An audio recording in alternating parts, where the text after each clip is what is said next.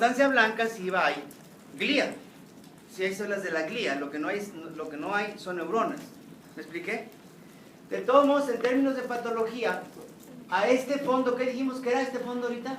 Los cilindroejes fibrilar, se le llama neuropilo. Neuropilo quiere decir el background de las células que están ahí. Así le vamos a llamar de un adelante, el neuropilo. Neuropilo o sea, los axones. A todo el fondo, que son los axones que están ahí sosteniendo a todas estas células. ¿Me expliqué? Y aparte, ¿qué tenemos aquí? ¿Qué son estos? Vasos. Aparte de vasos, más grandes, más pequeños, capilares, y todos tienen en su periferia un espacio perivascular, que es el espacio de Virchow-Robin, o la famosa barrera hematoencefálica, que es lo que vamos a mencionar ahorita que veamos el edema. Entonces, estas que estoy señalando ahí, ¿son qué? Neuronas. Y todo lo demás son células de la glía. Todo lo demás es glía. Y esas son las neuronas. Bien. La neurona visto a 100 por, viene siendo el qué. ¿Qué parte de las neuronas es esta? El soma, cuerpo, este es núcleo. ¿Y esto qué es? Cenis, ¿verdad? Recuerden que algunas neuronas, como las neuronas de la sustancia negra, o del locus niger, o las sustancias del núcleo cerúleos, tienen pigmento. Esas aparte tienen pigmento. Doctor, Man. esa tensión es HY. Todas estas son HY. ¿Y estas es 100 por? ¿Hay alguna razón de por qué se ve rosa la mielina? No, aquí no vemos mielina porque la tinción de HY no pinta la mielina. Son los cientos de cilindroejes entrelazados que se ven rosas, se ven acidófilos. Si yo quiero ver mielina, ahorita la vamos a ver. Hacemos una tinción especial para ella que se llama azul luxol. ¿Verdad? Bien. Las neuronas, otra vez, están, son las más grandes, ¿las ven? Y aquí están con las flechas negras, ¿no es cierto? Luego tenemos la glía, y en la glía vamos a distinguir sobre todo dos tipos de células, que son el oligodendrocito y el astrocito. La microglia se ve muy difícil en el HY, hay que hacer una tinción especial o una inmunistoquímica. Pero aquí ya tenemos dos tipos de células en la glía. ¿Qué es esto que estoy señalando? La neuropilo. El neuropilo. ¿Y esto? Vasos. Aquí está otro capilar, ¿lo ven? Entonces, hay unas células como estas, que son un poco más grandes, ¿las ven? Y estas no son, estas neuronas, pero estas ya no son. ¿Se fijan cómo no se denota el nucleolo bien a estas células? Son más pequeñas que las neuronas, y esos son los famosos astrocitos. Y luego un poco más pequeños que los astrocitos están esas células redondas, de núcleo redondo, no se les ve el citoplasma, y parece que tienen un halo, ¿lo ven? En la periferia. Esos son los oligodendrocitos. Bien, esas son las neuronas, las flechas rojas que están ahí son los astrocitos. Los astrocitos tienen una proteína en su citoesqueleto que se llama proteína círica glial, así se llama la proteína. Nada más ellos la tienen. De la glía, nada más los astrocitos y los ependimocitos la tienen. Los oligodendrocitos no la tienen, ni las neuronas tampoco. Entonces, para distinguir astrocitos de neuronas y de oligos, uso la proteína círica glial fibrilar, que es esta que está aquí. Y ven cómo se ven positivos los citoplasmas de los astrocitos. Ahora se ven aquí como arañudos, porque ahora sí se ven sus prolongaciones dendríticas. Pero, ¿qué son estas que están aquí? Oligos. Los oligos son negativos. Entonces, las células más pequeñas y como en huevito estrellado son los oligodendrocitos, ¿verdad? Tiene una especie de pequeño halito retráctil en la periferia. ¿Se entendió eso? Y esos son negativos para la proteína círica glial fibrilar. Esto parece muy obvio ahorita, pero dejen que veamos neoplasias para que vean cómo se batalla para decir cuál es cuál, ¿verdad? Bien. Entonces, ¿esto será sustancia blanca o será corteza, lo que estamos viendo? ¿Por qué, Ale? Porque no hay neuronas, ¿verdad? ¿Y por qué inicia? ¿Se entendió? Entonces, aquí vamos a tratar de distinguir las tres células, las células que vimos ahorita. Aquí no hay neuronas. Hay muchos qué, ahí se ven muchos qué. Oligos, porque en la sustancia blanca, los oligodendrocitos van a aportar la mielina para los cilindroejes y así aíslan o aíslan el conducto, la conducción nerviosa eléctrica de las demás células y hacen que sea más rápida, ¿verdad? Entonces por eso vemos tantos oligos aquí. Es muy importante que vean cómo el neuropilo es acidófilo, así medio granular o fibrilar, homogéneo. Para que ahorita que veamos edema, ven que el neuropilo se ve diferente. El neuropilo deja de ser así de compacto. ¿Se entendió? Entonces, aquí tenemos una tinción de azul luxol y ahora lo que veo es la mielina. No estoy viendo ya todo el neuropilo, sino lo que se ve de azul, es la mielina que rodea los cilindroejes. Y en sustancia blanca es enorme. Y aquí por eso hay tantos oligodendrocitos. Recuerden que en la médula está invertido en la localización.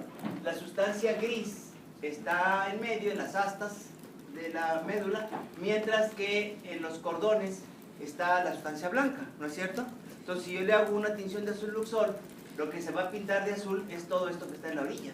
¿Se entendió eso? Bien. Los astrocitos son, sin lugar a duda, las células más funcionantes, más jaladoras de la glía. Tienen dos funciones, pero muy importantes. Primero, los astrocitos se encargan de recibir, absorber nutrientes desde el espacio de Virchow-Robin, rodean los capilares como si fueran podocitos. ¿Se acuerdan de los podocitos? Rodean los capilares y absorben nutrientes y lo llevan hacia las neuronas. Entonces son los principales aportadores de nutrientes desde la sangre hacia el parénquima cerebral. ¿Me estoy explicando en eso, chavos? Y la segunda función importantísima es que la célula que más rápidamente se activa para reparar el daño del sistema nervioso central. El sistema nervioso central no tiene fibroblastos, carece de fibroblastos, no tiene tejido conjuntivo. Entonces lo que va a reparar, cuando va a reparar una herida o un daño, lo va a hacer a expensas de reposición de material fibrilar por los astrocitos. ¿Me expliqué? Es decir, cuando quiero reparar algún daño del sistema nervioso central, la glía va a aportar las estructuras necesarias para tratar de tapar el daño. A eso se le llama gliosis. En vez de fibrosis o tejido de granulación, acá se llama gliosis. Entonces la gliosis es reactiva a lo que sea. Puede ser una inflamación, puede ser un tumor, puede ser un infarto, lo que sea. Lo que necesita ser reparado. No es tan efectiva como el tejido de granulación para tapar cosas. Entonces, con mucha frecuencia, las lesiones grandes del sistema central quedan huecas. Se aporta gliosis en la periferia, pero no es suficiente para llenar el hueco. ¿Me expliqué? Y no es raro que un infarto, después de ciertos años, en la resonancia sea un hueco ahí. Hay una cosa hueca ahí. ¿Se entendió esto? Pero existe gliosis. Bueno, mande. ¿Por qué hueco? ¿Que no iba a haber gliosis? O sea, que se va a regionalizar. Sí, pero la gliosis no es... Si el daño es muy grande, vamos a ver aquí infartos que abarcan pues la tercera parte del hemisferio cerebral. O un lóbulo, abarcan la mitad de un lóbulo. Como no hay suficiente material para tapar chico huecote, una vez que se reabsorbe la sangre y la fibrina y todo eso, entonces queda un hueco. No sé si me estoy explicando. Aunque en la periferia de ahí, de ese hueco, hay mucha gliosis. ¿Eso explica la necrosis microcolectiva? Sí. ¿Cómo dices, Beto? Explica la necrosis microcolectiva. Por eso la necrosis cerebral es licuefacta. Es un tipo de necrosis licuefacta porque se licúa, se saca y luego no se puede reparar frecuentemente por suficiente glía. Lo vamos a ver cuando veamos aquí infartos.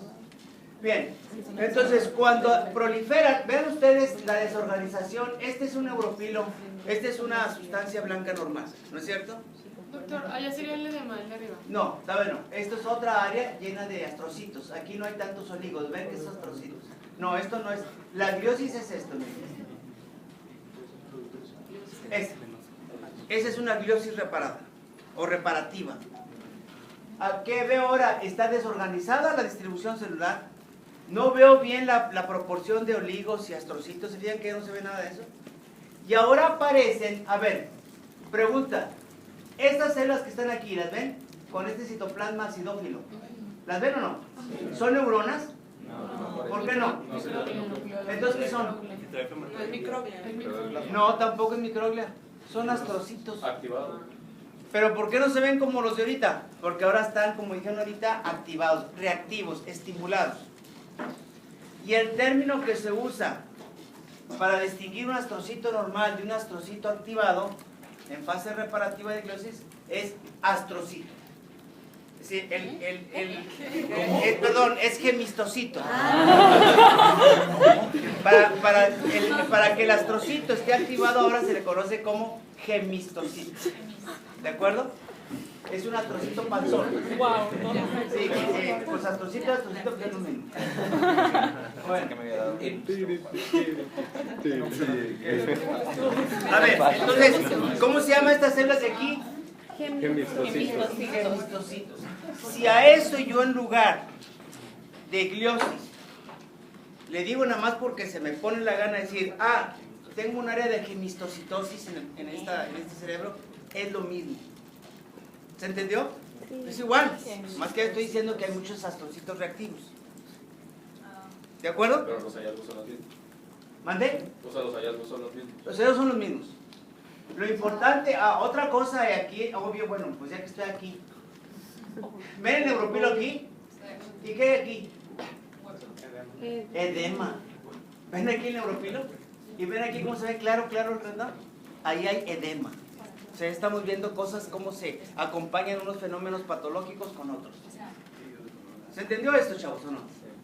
Bien, entonces a esto se le llama, cuando dije el astrocito se vuelve panzón y reactivo, se le llama gemistocito, ¿verdad? Incluso puede tener hasta 2 núcleos el mismo astrocito. Vean la ausencia de nucleolos para que no los anden confundiendo con neuronas, ¿verdad? ¿Se entendió? Entonces, esto si le hago una proteína así cagliar, ¿cómo se van a ver? Positivos. Positivos.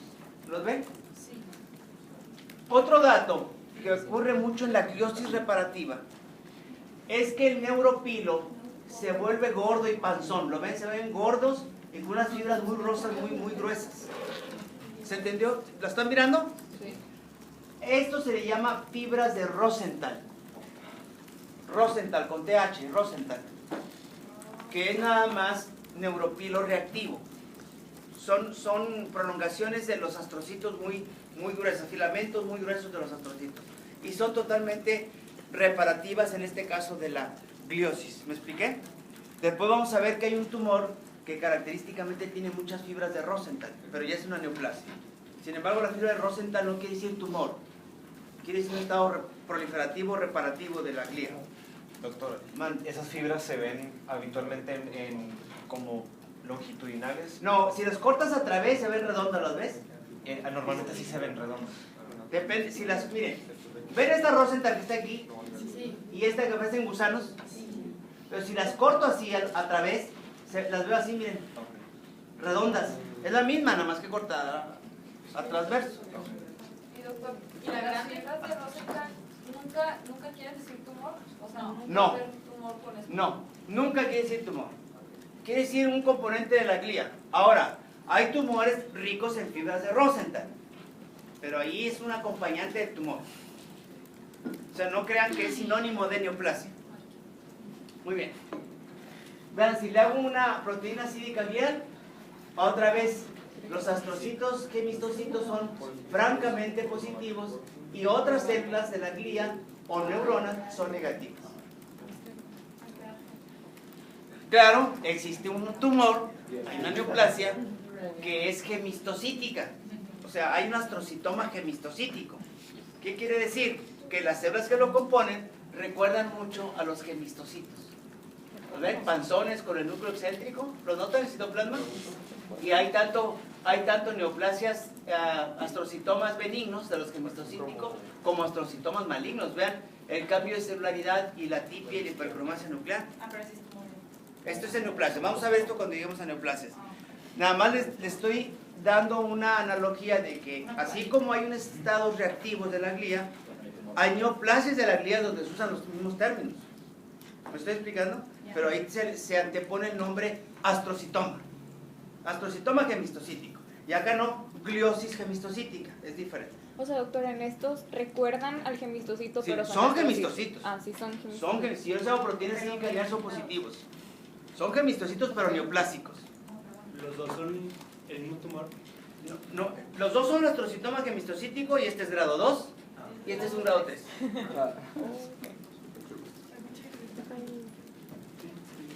Se va a poner buena los de tumores porque la rehice toda la tarde hecha totalmente nueva, estructurada.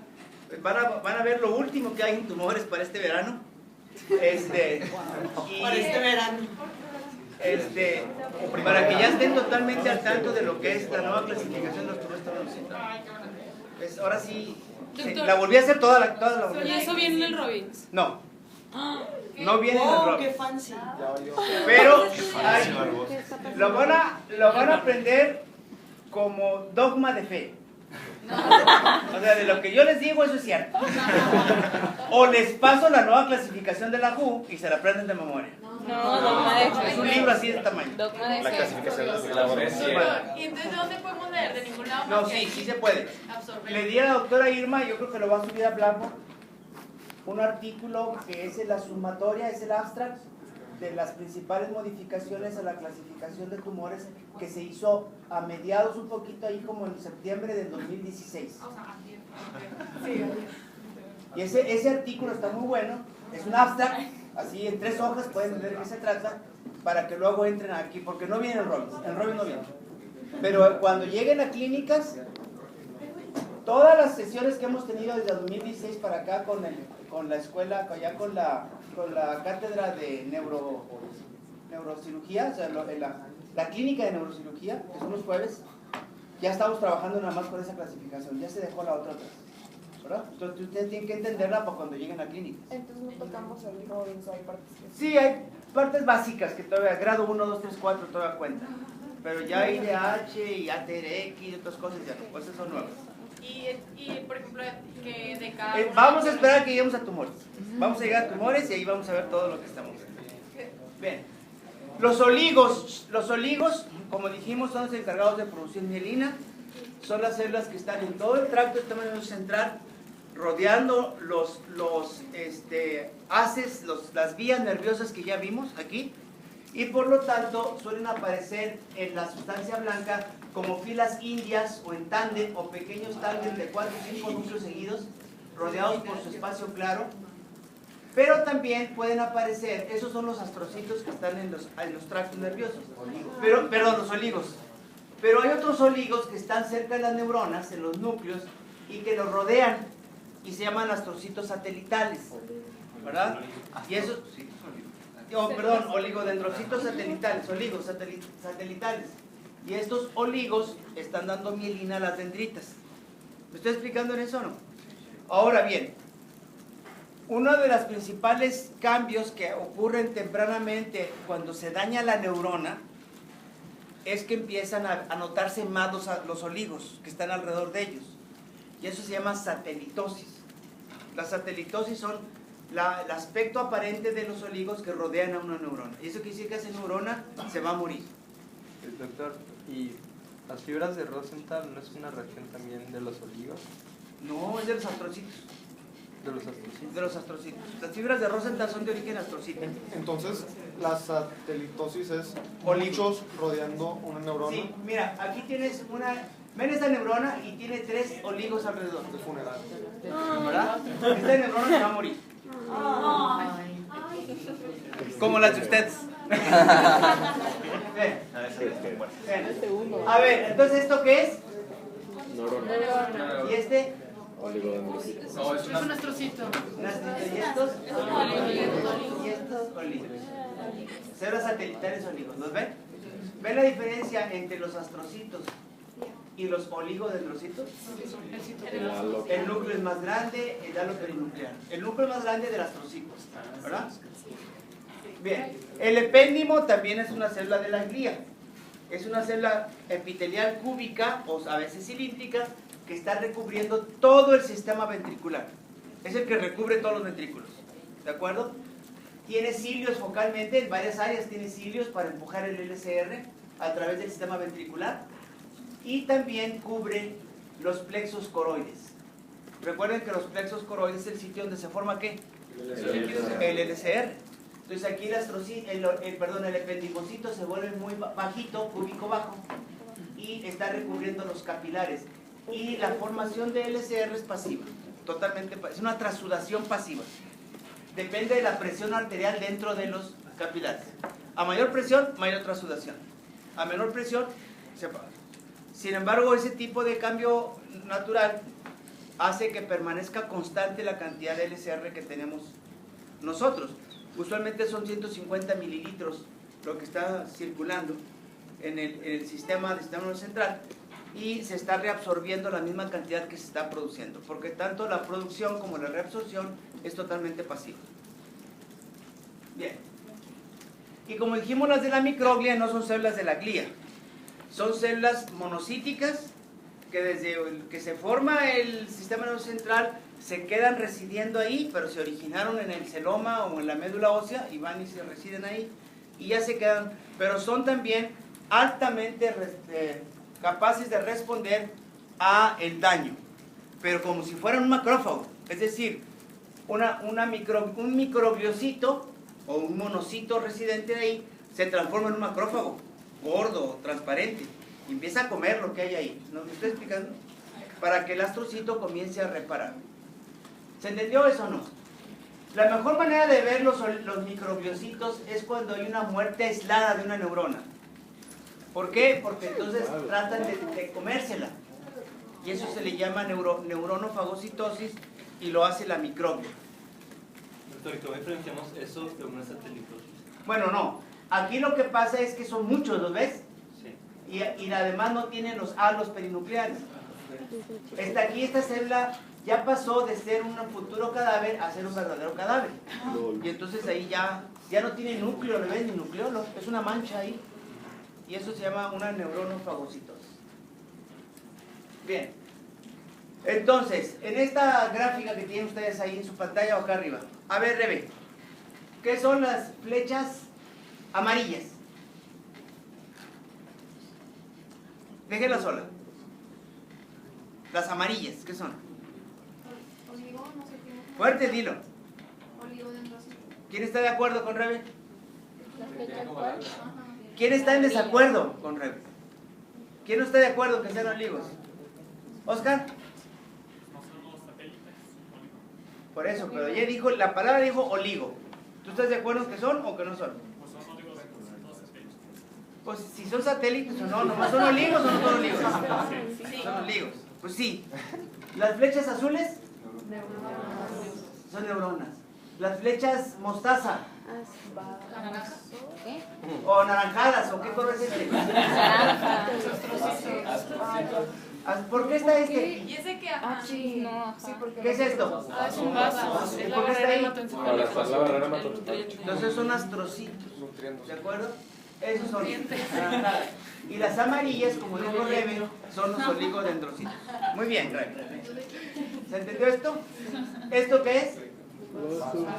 ¿Y este qué es? ¿Este qué es? Espacio de El espacio perivascular de Virchow-Robin o barrera. Esta famosa barrera hematoencefálica, para que lo van a oír de aquí adelante muchísimas veces cuando está el tratamiento de lesiones del sistema nervioso central, con el primer sistema nervioso central. Los medicamentos, así como los nutrientes, tienen que atravesar a través de el endotelio y su membrana basal, llegar al espacio y poder ser afines a los astrocitos para que puedan pasar al neuropilo y de ahí a las neuronas. ¿Me expliqué?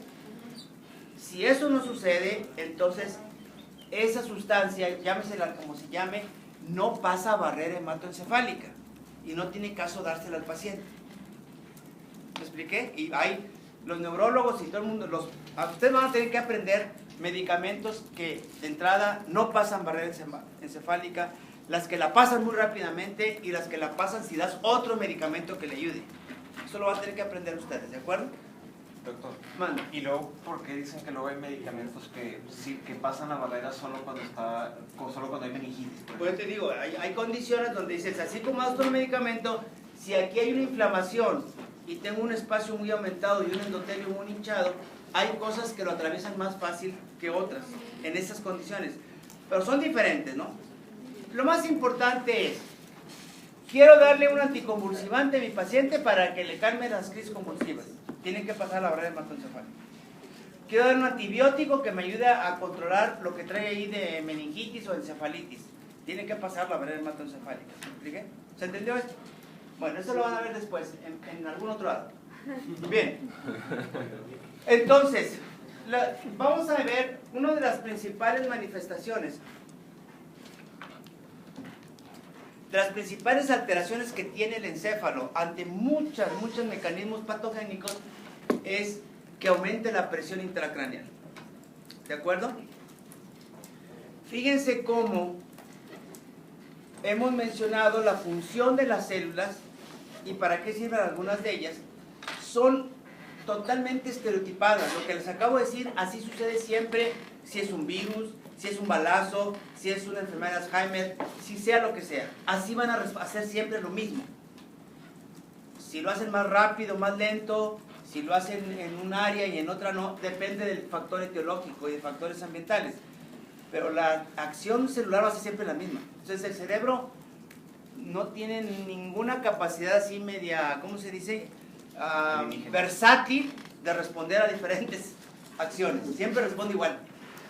Y las mendigas neuronas, esas siempre se mueren luego. ¿Cuánto dura una neurona viva sin oxígeno? 4 minutos. No más de 3 minutos, 3 y medio minutos, 3 minutos. Pero desde los 20 segundos que le falte oxígeno ya está funcionando mal. A los 20 segundos. Y a los 3 minutos ya se murió. O sea, entonces, es muy delicado, el cerebro es muy delicado, pero no sabe hacer muchas cosas más que mandar órdenes. Bueno, entonces, la presión intracraneal está dada por la combinación de la presión de perfusión cerebral, es decir, con qué facilidad entra la sangre al cerebro, y la sangre al cerebro entra siguiendo un principio que se llama Monro-Killing, en donde dice, la presión de la caja craneana, primero que es una caja cerrada, está dada por la cantidad de tejido que tengas, que es el 85%, más la cantidad de SR que tengas, que es el 10%, más la cantidad de sangre que hay en los vasos, que es más o menos el 5%. Eso va a determinar la presión que tengo arriba. ¿Y con qué facilidad voy a meter sangre al sistema nervioso central? Pues depende. ¿Cuál es tu presión arterial media? Menos la presión intracraneal, esa será tu presión de perfusión. ¿Verdad? Entonces la presión intracraneal debe de mantenerse siempre en una constante, con muy pocas variantes o variaciones y rápidamente regresivas. Ustedes pueden aumentar la presión porque se están riendo como locos. ¿Ya me expliqué? O porque están cargando una pesa de 200 kilos. O un orgasmo. Aumenta la presión intensamente, pero rápidamente cede. Si se sostiene la presión, entonces baja la perfusión. Después calculan sus tiempos. Pero, ¿me expliqué o no? ¿Me expliqué o no? Es decir, si la presión intracraneal se mantiene controlable, entonces la perfusión lo permite. Se puede pasar. ¿De acuerdo? Muy bien. Entonces, la presión intracraneal normal, que dan estos tres elementos, es entre 10 y 15 milímetros de mercurio, ¿verdad? Más o menos. Con una presión normal, media normal de 70 a 100 milímetros de mercurio de la capacidad de perfusión. Si baja por abajo de 40 milímetros de mercurio, entonces ya estamos en el umbral de conciencia del paciente. Y si la presión baja a 20 milímetros, entonces el daño es totalmente irreversible. Entonces no hay que dejar que el paciente esté mucho tiempo hipoperfundido. El edema cerebral es sin lugar a dudas la principal causa de hipertensión intracraneal. ¿Por qué? Porque hay una cantidad enorme de mecanismos patogénicos que se traducen en edema del parénquima cerebral. Se define como el incremento de agua en el tejido cerebral. Es obvio, es edema. Nada más que como un tejido muy especial, puede ser que el edema esté dentro de las células, de las neuronas, de los astrocitos, y entonces se llama citotóxico. Pero como dijimos aquí, ¿cuál es la célula que importa en el sistema nervioso central? La neurona. Entonces no me importa que mis astrocitos estén edematosos o que los oligos estén edematosos. Lo que me importa es que las neuronas estén edematosas, porque no van a funcionar bien. ¿Me expliqué? Entonces el edema citotóxico se refiere al edema neuronal. Y si el edema es de origen vasogénico, es decir, si es a través de la barrera hematoencefálica, vasogénico, entonces se le llama así. La inmensa mayoría de las enfermedades que vamos a mencionar empiezan con uno y terminan con otro. Pueden terminar los dos, pueden tener los dos al mismo tiempo. Vasogénico y citotóxico, o vasogénico y citotóxico al mismo tiempo. Pueden estar los dos. Lo ¿Verdad? tóxico dijimos que era de la guía, entonces. Citotóxico es de las neuronas. Ah, de las neuronas. O sea que si tenemos edema del neuropilo, pero las neuronas no tienen edema, eso es vasogénico. Es vasogénico. Así Bueno, fue definido. ahorita vamos a ver, es que pusiste un término. Vamos a ver esto. Si el edema es porque hay un incremento en la permeabilidad del endotelio capilar y el líquido, como en cualquier parte del cuerpo, el líquido se escapa de la luz del vaso hacia el parénquima cerebral, como si fuera una pata, vaya, igual. Si es un edema, ¿no es cierto?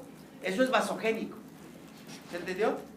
Si el mecanismo de origen no aumenta la permeabilidad, va directamente a acumular agua en las neuronas, no la pueden sacar las neuronas su agua, entonces un edema ¿qué?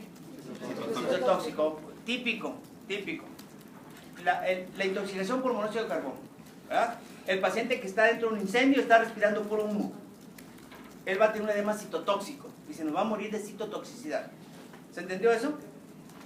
Pero lo que dijo Daniel ahorita, ¿qué pasa si el edema está nomás en el neuropilo? Los vasos están bien y las neuronas están bien. Nada más en el neuropilo, esto se llama edema intersticial. Se llama edema intersticial, que es el más raro de todos. Y habitualmente es un componente tanto del vasogénico como el citotóxico. Bien, entonces ya dijimos, el vasogénico se incrementa la permeabilidad de la barrera hematoencefálica y el citotóxico es la captación normal de agua por los elementos celulares del cerebro, sobre todo en las neuronas. Fíjense ustedes, como casi cualquier cosa tiene los dos mecanismos, dos componentes va a tener. El trauma es un edema vasogénico y luego es citotóxico. El accidente cerebrovascular es vasogénico y luego citotóxico. El tumor tiene un edema vasogénico alrededor de la masa del tumoral y además tiene el efecto de masa, o sea, él está ocupando espacio, más el edema, y esto es muy importante. Cuando hablamos de edema peritumoral, con mayor frecuencia, o mejor dicho así, entre más maligno el tumor, más edema peritumoral va a haber. Es un dato indirecto de la agresividad del tumor. ¿Me estoy explicando? Y el problema es que el edema puede ser varias veces más grande que el tamaño del tumor. Por lo que el efecto de masa sobre el cerebro, el efecto de ocupamiento del cerebro, está magnificado por el edema. ¿Me estoy explicando? Entonces, puedo tener un tumor de 2 centímetros y un edema de 5 centímetros, entonces tengo un efecto de masa de 7 centímetros. De todo modo se cuenta el efecto. ¿Y de qué depende el tamaño o qué tanto haya, o crees que le edema alrededor del tumor? Otra vez. ¿De qué depende que tanto haya edema alrededor del tumor? O sea, porque es uno chiquito, pero hay mucho. ¿Pero qué dije ahorita? ¿De qué era equivalente a? La malignidad del tumor. Ok. Ahora, ¿por qué los tumores tan agresivos dan mucho edema? Porque liberan factores vasogénicos, ¿verdad? Factores que activan los receptores de proliferación endotelial y empieza la vasogénesis por todos lados del tumor. Eso le tiene mucho miedo a los cirujanos. Pero tienen miedo a cualquier edema severo, porque el paciente se nos puede morir. La encefalopatía hipertensiva es edema vasogénico. La encefalopatía hipóxica y metabólica, como les dije ahorita, es citotóxico. Ya dijimos un ejemplo de hipóxica, ¿cuál era? ¿Y un ejemplo de metabólica? Kernicterus, ¿cuál otra? Muy obvia. Los pacientes en acidosis, ya sea por uremia, por hepatopatía, me explico, unas son por otras son por amoníaco, etc. Bueno, hay otros ejemplos. La hidrocefalia, que es Daniel, edema intersticial, la hidrocefalia. El idiopático, que es debido usualmente a un pseudotumor o a una hipertensión intracraneal benigna, la infección que edema vascular tóxico y el trastorno osmótico del plasma que da edema intersticial también, como el paciente que tiene hipernatremia, por ejemplo, ¿verdad? Bien, entonces, ¿qué es lo que va a pasar con esta agua que se está acumulando en el cerebro? Va a ser que el parénquima ahora ocupe más espacio que la cavidad endocraneal y no cabe. Digo, ya no puede expandir, a menos que sea un niño muy chiquito en que expande su cráneo, se hace una cabezota de este tamaño. Pero los adultos ya no se puede. Y entonces empieza a presionar y aumentar la presión intracraneal. Lo que vamos a ver es que hay una gran cantidad de edema en las circunvoluciones. Ahorita vamos a comparar. Se hacen las circunvoluciones muy gordas y muy hinchadas. Y luego cuando vemos al micro hay espacios por todos lados de los que hemos visto ahorita, hay espacios vacíos, porque el agua se lava con la técnica histológica, que es donde estaba el agua. Vamos a ver ejemplos de estos. Las circunvoluciones son suaves, aplanadas y gordas, engrosadas. Y al micro hay múltiples vacuolas en el neuropil, como lo dijimos ahorita. Si es un edema con componente citotóxico, entonces las neuronas están distendidas y vacuoladas. Si es citotóxico. ¿Se entendió esto? A ver, Caro. A ver aquí. Aquí dice que edema del hemisferio derecho. Para el paciente, ¿no? Si estamos así. ¿Lo notas tú el edema? Pues sí. ¿Qué es lo que notas? ¿Qué es lo que notas en esa fotografía de este lado? Están engrosadas las circunvoluciones. ¿Están qué? Engrosadas las circunvoluciones. ¿Cuáles? Pues arriba se ve... Dime por lóbulo. Ya te lo sabes, los lóbulos. Y dime por lado. Pues en el lóbulo, ¿qué sería? ¿Qué? ¿Temporal? No, pues no me preguntes. Que se ven engrosadas las circunvoluciones y también abajo ¿De cuál lóbulo? del parietal. No. ¿Cuál es el lóbulo más afectado en este cerebro? El temporal. El temporal. ¿Verdad? ¿Y qué le notas a ese lóbulo? Están engrosadas. Están engrosadas circunvoluciones. ¿Y la sustancia blanca cómo se ve? Más grande lo... Una pequeña, ¿cómo se dice? Un tip, una pequeña anotación para que ustedes estén al pendiente de esto cada vez que vean ya sea una resonancia o un macro de cerebro.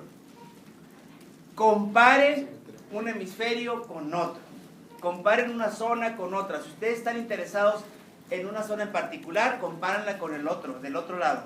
¿Ya me explico? Para ver cómo se ve. Si comparan el lóbulo temporal, que aquí le puse derecho, con el lóbulo temporal de izquierdo, ¿cómo se ven? Diferentes. Totalmente asimétricos, diferentes, grandes. Y si comparamos la sustancia blanca del izquierdo con la sustancia blanca del derecho, ¿cómo se ve? Más blanco. Más Engrosada. grande. Más expandida. Y aparte, ¿qué le pasó aquí? ¿Se ve blanca? Aquí. Está interrumpida. ¿Esto qué son? Son los... No, ¿tú qué vas a decir? ¿Esto qué es entonces? Aparte de que está hinchada de hematosa, se está necrosando, algo se ve de un color sucio ahí, no se ve blanco, ¿o sí? Esto háganla cada vez que se les ponga una foto.